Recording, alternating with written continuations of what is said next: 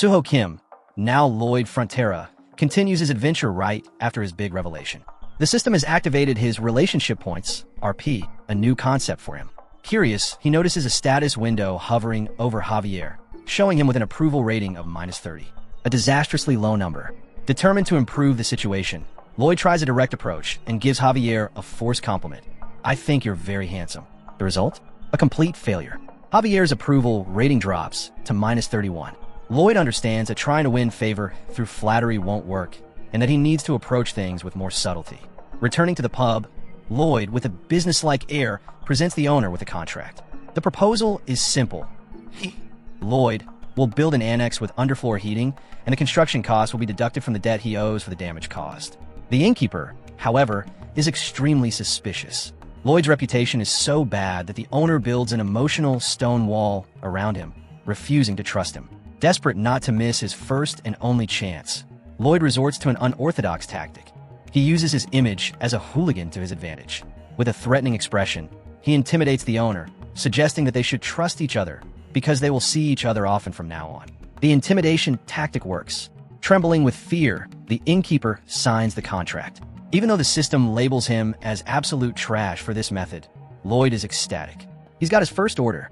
Outside, Javier, who witnessed the entire scene, confronts Lloyd, accusing him of threatening an innocent man. Lloyd, however, turns his argument around with unexpected sharpness. He talks to Javier about cognitive distortion, the bias that makes you judge someone based on their past actions.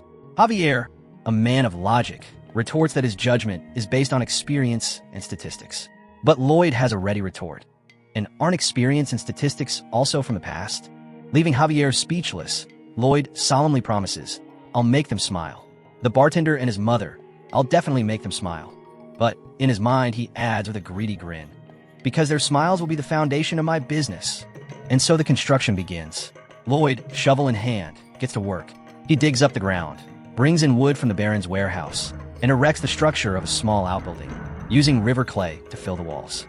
The work is hard, and Lloyd's weak, untrained body quickly gives out.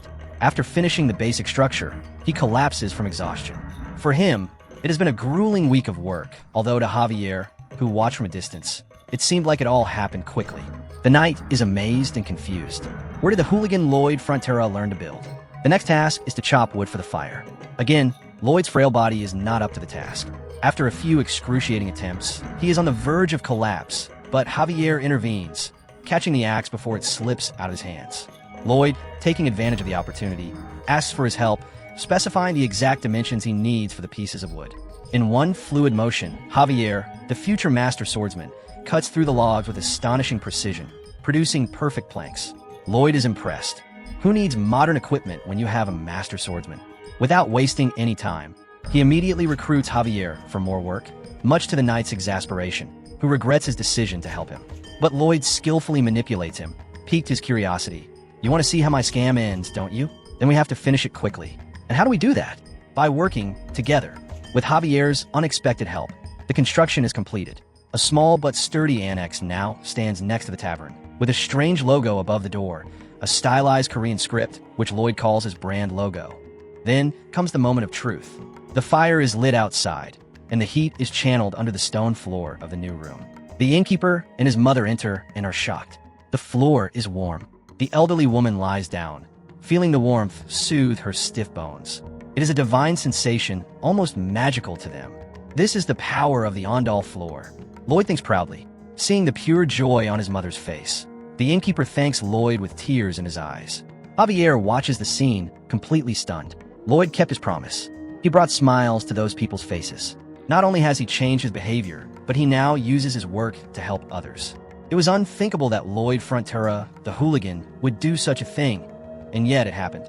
A spark of respect lights up in Javier's eyes, and his approval rating increases by 2 points, reaching -29. Lloyd also receives a notification.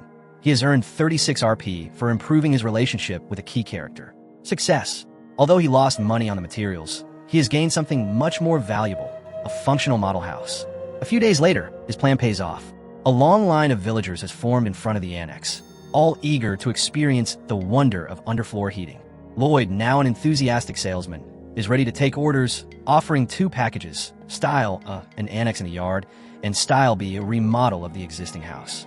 His business is about to explode, but just as he prepares to convince a skeptical client, an authoritative voice is heard behind him. "Lloyd, what do you think you're doing?" His father, Baron Arcos Frontera, has arrived, and his approval rating for Lloyd is a freezing -20. The chapter ends with Lloyd caught red-handed by his father, just when success seemed just a step away.